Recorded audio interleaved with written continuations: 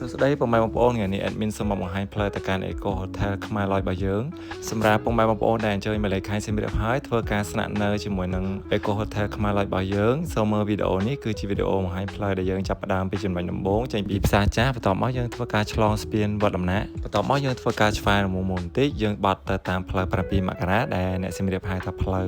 វិទ្យាល័យអង្គរហ្នឹងបន្ទាប់មកយើងទៅត្រង់រហូតទៅដល់កែងស្តុបការ៉ាសាំងតតាល់គឺយើងបាត់ស្ដាំដៃបាទបាត់ស្ដាំដៃធ្វើដំណើរនៅក្រោយវត្តដំណាក់ហ្នឹងទៅត្រង់រហូតដល់ផ្លូវធំមួយដែលជាផ្លូវផ្សារដេហុយហ្នឹងយើងបាត់ឆ្វេងដៃបាទ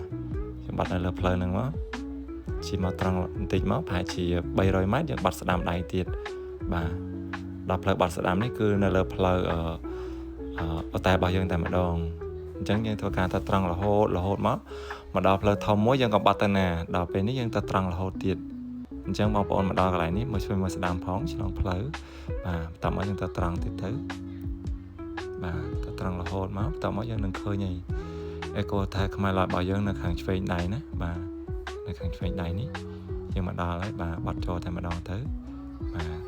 ទីតាំងដែលមានដំបូលបែបខ្មែររចនាប័ទ្មបែបខ្មែរបាទផ្ទះខ្មែរបែបវិឡាបាទអរគុណអញ្ចឹងពុកម៉ែបងប្អូនដែលមានបំណងមកស្នាក់នៅខ្មែរ Lodge ហើយនឹងមកលេងខេត្តសៀមរាប